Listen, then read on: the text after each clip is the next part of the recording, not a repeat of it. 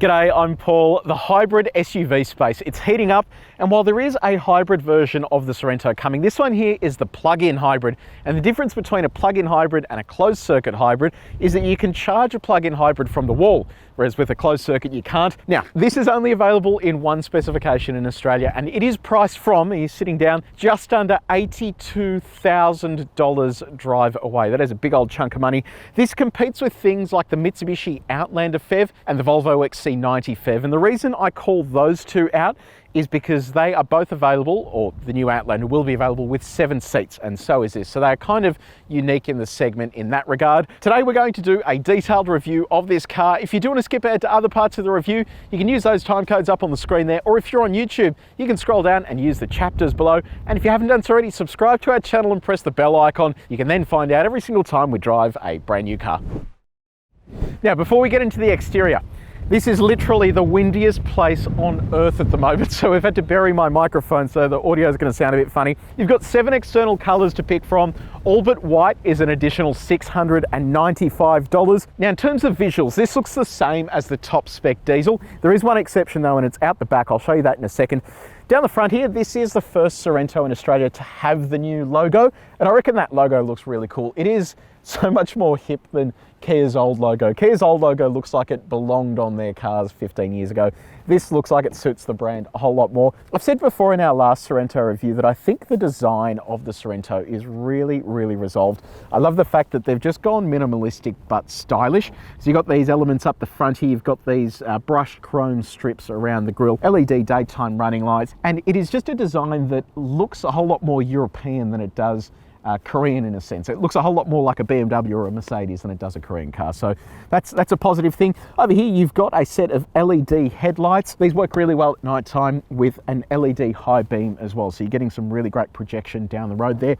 Front camera there for the 360 camera. We'll whip around to the side here. So while the top spec diesel gets 20-inch alloy wheels, the PHEV, and I call it a PHEV just because it's easier to say that, gets 19-inch alloy wheels. I'm not entirely sure why. I suspect that these tyres potentially are like an eco tyre, even though they don't have any sort of wording on there to suggest that they are, or it could be to do with the ride, because this does weigh more than the diesel model. So not sure what the story is with that, but we'll see when we go for a drive whether it has affected the drive quality. Just above that, you've got a set of wheel arch protectors, because this is all-wheel drive and it comes with some off-road modes as well, nothing too sort of crazy. Along the side here, you've got another brushed aluminium strip, indicator built into that wing mirror, another camera there for the 360 camera. Like these roof rails, again, it follows that sort of theme of offsetting the darker tones on the side of the car. Privacy glass, and let's take a stop over here. So this may look like a fuel cap, and I mentioned there are some visual differences between this and the plug-in hybrid. If you open this, this is where you charge the vehicle. So you have a Type 2 plug, it just plugs into there. It's just an AC charger. It'll do up to 3.3 kilowatts, and it uses a 14 kilowatt hour battery, and that's located under the passenger seat. So it's a fairly sort of basic setup. So around the back, you've got a shark fin aerial, this boot lid spoiler. I like this vertical LED tail light arrangement. This looks really nice and classy. This is going to be your other telltale sign that this is the plug-in hybrid. It says Eco Plug-in. Sorento badges down the bottom, another new Kia badge along the top there. Concealed exhausts as well. So let me know what you think about the price. I kind of gasped a little when I heard the price, and I will give you a comparison later with regards to the diesel compared to this and how long your payback period is. But I'm keen to get your thoughts before you watch any further. Let me know what you think about the price below. So we are inside the Sorento. Let's begin with the key. Here it is. So you've got the new Kia logo there. You've got nothing on the back there. And then on the top, you've got lock, unlock, remote start, and then push to hold for the boot to open. You'll notice there is no smart park on this key. So the PHEV unfortunately doesn't get the feature where the car's able to go in and out of spots on its own, which is odd because it is easy to do in EVs because, you know, it's electric. So strange that it doesn't do that, but it is a proximity sensing key. So you leave that in your pocket. Once you're inside, you have a push button start up the top here. I love this interior. So the Sorento really just takes it up a notch in terms of making you feel like you've spent a lot of money. And ironically, you have spent a lot of money here with the PHEV, but if you go for the diesel, it really just feels like you've bought a BMW, and they've gone to a lot of effort here to just make it feel premium. So you've got stuff like this brushed aluminium around those sections. You've got soft touch materials throughout the car, the two big screens here ahead of the driver, and then this sort of textured material along the dash there. Unfortunately though, there is a lot of piano black around here, something you can't seem to get away from too much, but for the most part it looks really good. Touch points in the center here, that's really nice and soft, and then on the door that is soft as well. How soft is it? Well, we've got our durometer. We've tested all the main surfaces in this cabin. If you want to see how this car compares to others we've tested before, have a look at the link in the description. Build quality. A little wobbly, but just on that glove box lid, but the rest feels okay. Yeah, not too bad. Moving on to infotainment. So it's a 10.25 inch infotainment system, and then you have a 12.3 inch display here ahead of the driver.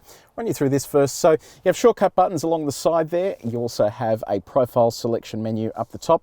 And if you slide across, this is where you have all of your menu items. So I'll run you through some of the fun stuff in a second, but the basis of it is you have inbuilt satellite navigation.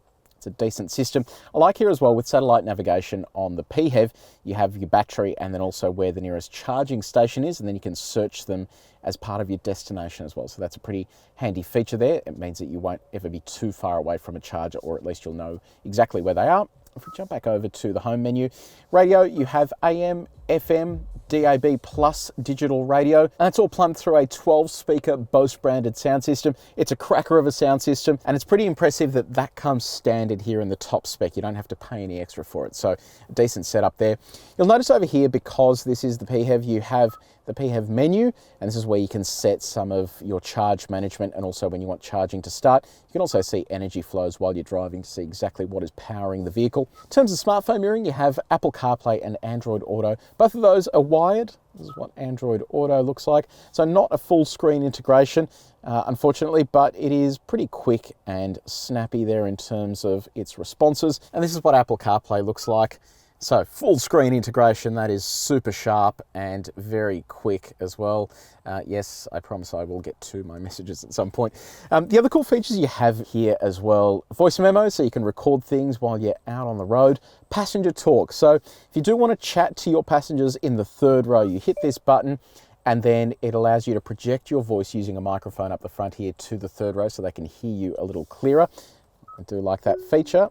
And then over here, you also have quiet mode, so that makes it so the speakers at the front are outputting noise, but none of the other speakers in the car are doing it. So I just love these features because they really are just family friendly, and it gives you some fun stuff to play around with there. So this is what the screen ahead of the driver looks like. You've got a speedo on the left, fuel economy, odometer, you've got the drive mode, and as you switch between different drive modes, you can see the display changes there in terms of the contents.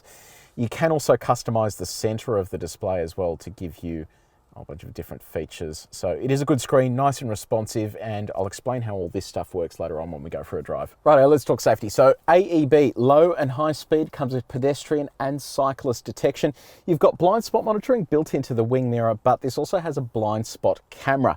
So that shows up here ahead of the driver. We'll have a look at that when we go for a drive. You have radar cruise control, a lane keeping assistant with a semi-autonomous steering function. Doesn't really work that well. I'll just switch that off when I go for a drive because it sort of pinballs between the lane, and I think it probably just needs a little bit more refinement.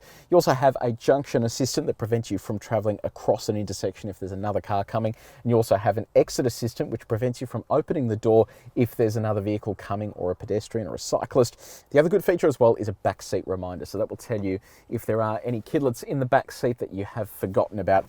In terms of parking, you have both front and rear parking sensors and a 360 camera. So let's have a look at what the camera looks like. So there it is there. It's actually not too bad. So pretty high resolution screen. Top down view isn't amazing. It's a little bit grainy on the sides, but you can select a number of different views. This is another top down at the rear. You also have a curb cam, so it means you won't destroy your rear wheels if you're parking up against a curb.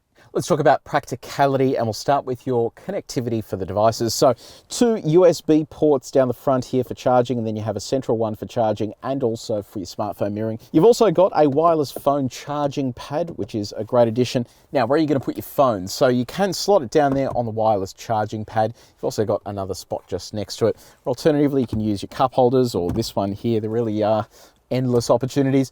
Coffee, well, coffee can fit in there. It doesn't catch on the sides either, so you won't be spilling your precious latte anywhere. Bottles, easy fit there. You've got teeth as well to hold them in position. Bottle storage inside the door as well. I don't think we'll fit our big bottle. It's worth a shop though. No bueno, that won't fit there. You do have other storage slots, so in addition to all that stuff, you've got this little nook back here. You can also open this up. You've got a coin tray and then a deep little slot here as well, just for putting odds and ends. Finally, you also have a glove box here that is reasonably sized. Let's talk comfort. Now, this is interesting. So you have dual zone automatic climate control up the front here. You can also control your rear climate, but there is a button here that says driver only. So by pushing that, if you are the only occupant in the car, to save energy, it can just direct the air conditioning at you and then cancel all of the other zones. And I think that's a clever way. They should really have that in all cars, not just electric cars. So I think that's a really good feature. You also have heated and cooled seats here for the front row. You also have a heated steering wheel. On the seats, have a look at this. Napa leather, it's quilted. They look absolutely beautiful. So it's a really nice setup. They are pretty comfy as well. They are electrically adjustable for both the driver and front passenger. 14-way adjustment for the driver with memory as well. And in terms of the steering wheel, this has both tilt and reach adjustment. And on our reach test, everything here is easy to reach. These controls require a little bit of a lean in, but for the most part, this is all sort of very nicely laid out.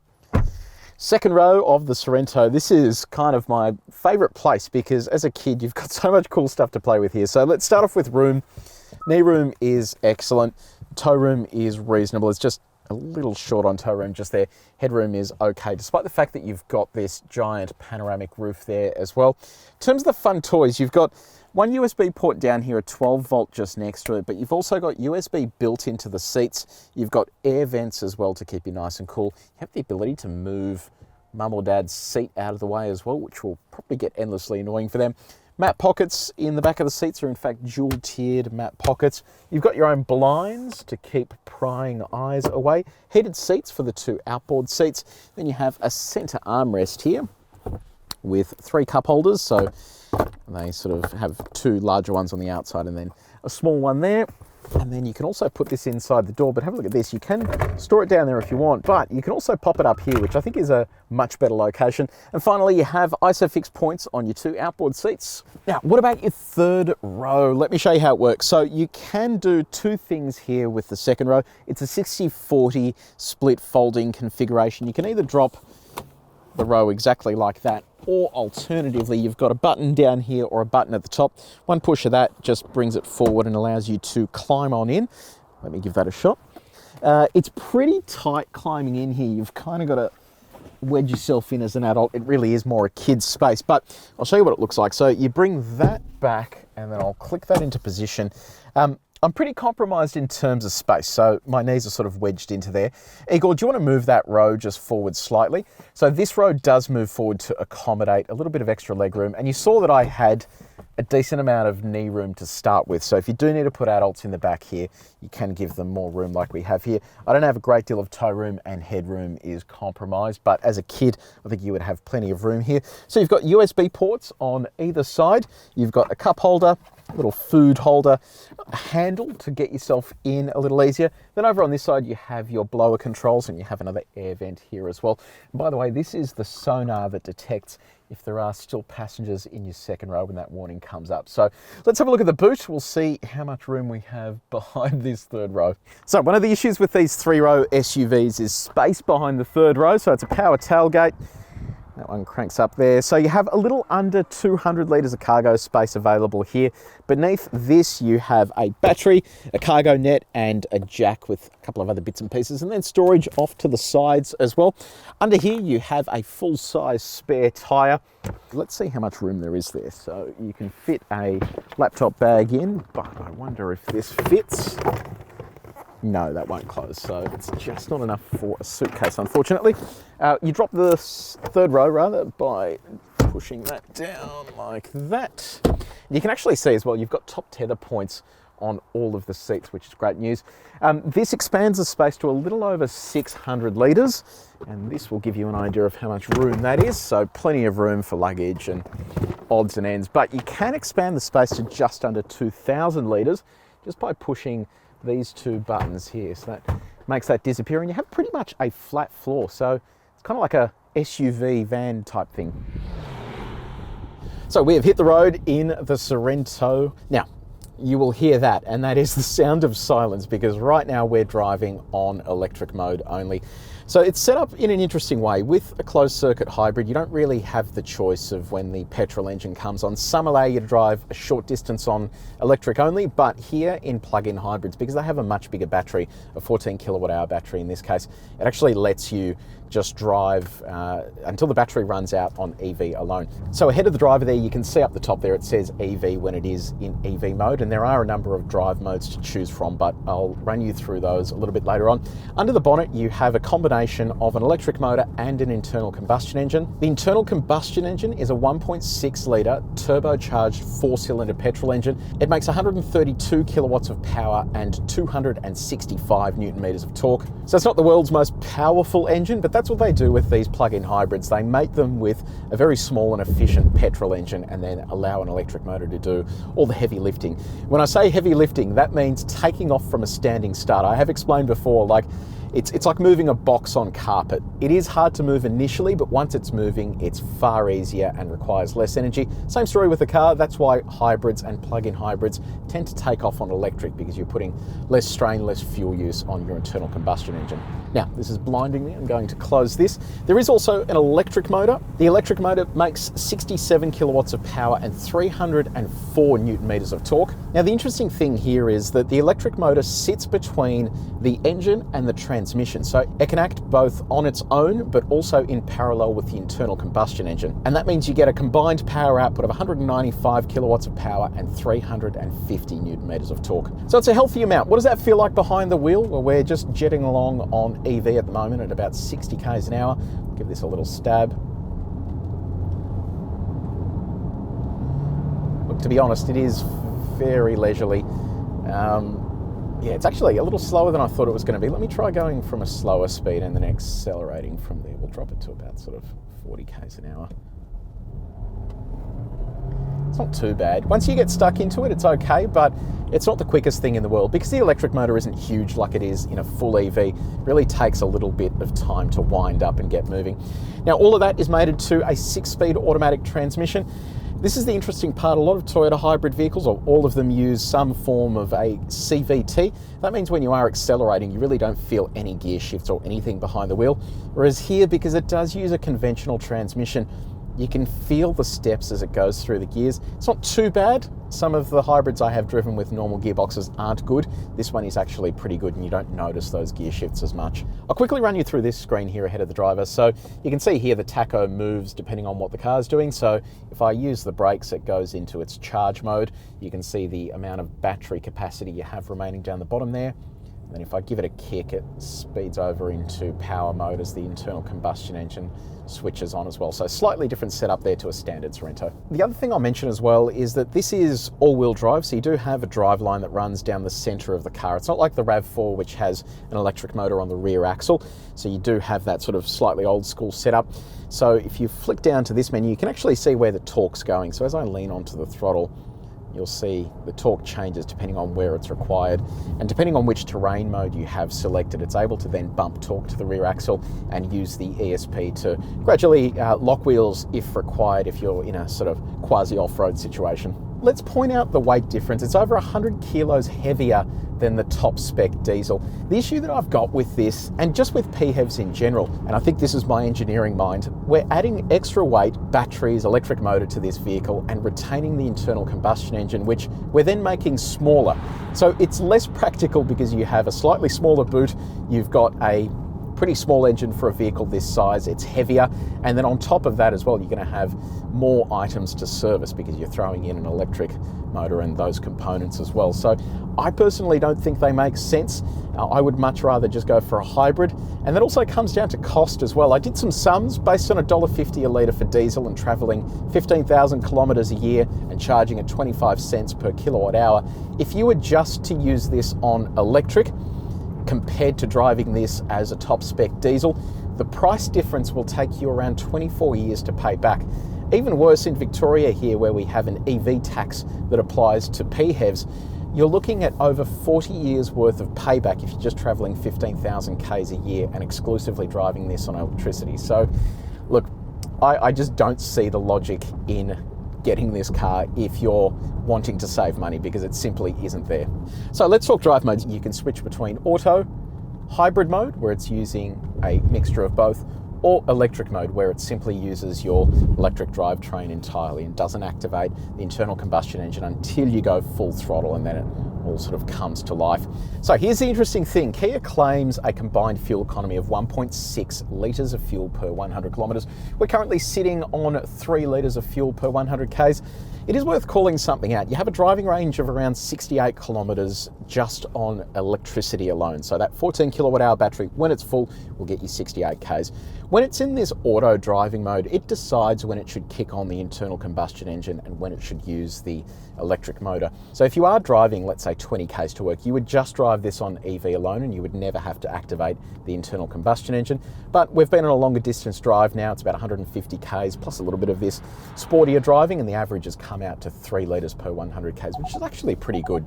In terms of your other drive modes, down here you've got selectors for off-road, so your terrain response modes. You've got snow, mud and sand, or the default mode is eco, but you can switch over to sport and smart. Let's have a look at sport. We'll see what this feels like once we get stuck into it. Got a big sweeping bend here. You can feel there's a fair bit of body roll there.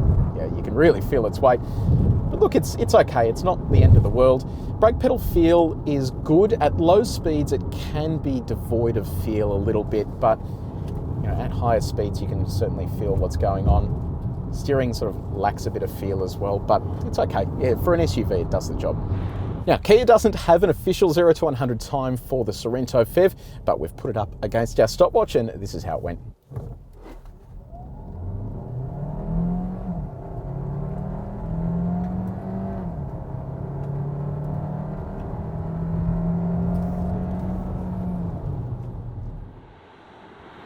So you do notice the extra weight. So it's about 150 kilos and it does feel heavier behind the wheel.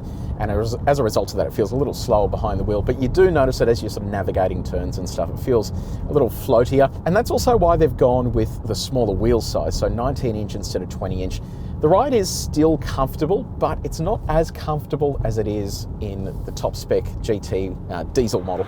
So it is a little disappointing that you do have that compromise, and you certainly feel it around corners. When you sort of tip it into a corner, it really feels like you're moving a whole lot of weight. And that's before you actually load the car up with your family and friends and all that sort of stuff. Let's talk road noise. It is okay. There is a bit of tyre noise coming into the cabin on coarse chip roads, but for the most part it's pretty quiet. It's quite windy outside and I'm not hearing a great deal of wind noise, which is good. It means there's decent insulation sort of around the car, so it is going to be comfortable if you are doing long distance drives with the family. So what about visibility? The good news is it's pretty much exactly like a standard Sorento, so visibility out the front's great. The wing mirrors are huge. You've not only got a blind spot monitor in the wing mirror, when you put the indicator on, you get cameras come up on both sides, and I think that is a fantastic feature. It's just a really good aid to make sure there's no one that you haven't seen next to you, and it also prevents you from changing lanes into them as well. Visibility out the rear is really good too. I can clearly see out that back window, and the envelope is pretty decently sized as well. Okay, so the Kia Sorento plug-in hybrid. I love the Sorento. I think the Sorento itself is fantastic. It comes with all the features you need. It has plenty of room inside, and it just does everything really well. The plug-in hybrid though just takes away all of the good parts of the Sorento. It doesn't drive as well, it doesn't ride as well, you get less room in the boot, you get less towing capacity, it's not as punchy as the diesel. I mean, there's just all this stuff working against it, and then when you look at the price difference, $14,000, it just makes absolutely no sense at all. So if you put the diesel to one side though, enter the Kluger Grande Hybrid. So we reviewed that recently, click up here to watch that. On the road, the Kluger Grande Hybrid at the moment, depending on your postcode, is more expensive than this. So you can have a fully bona fide plug-in hybrid for the same price as just a basic Kluger hybrid, and I think this is definitely a better car than the Kluger. So look, it is a really tricky one. If you're desperate for all the plug-in hybrid stuff, this is good in that sense because you're getting the range, it does all that stuff really well. But if you want a 7-seat family SUV, you're just better off getting the top spec diesel. It just does everything better and it will be cheaper in the long run to operate as well. So Unfortunately, that is my verdict. Let me know what you think in the comments section below. Will you buy this? Are you sort of hell-bent on doing it? And if so, why? Why are you justifying the extra 14, 15 grand over and above the diesel version? I'm really keen for your feedback. Let me know in the comments section. If you did enjoy this video, please make sure you like it and share it with your mates. And if you haven't done so already, subscribe to our channel and press the bell icon. That way you can find out every single time we publish something new. But until next time, take it easy.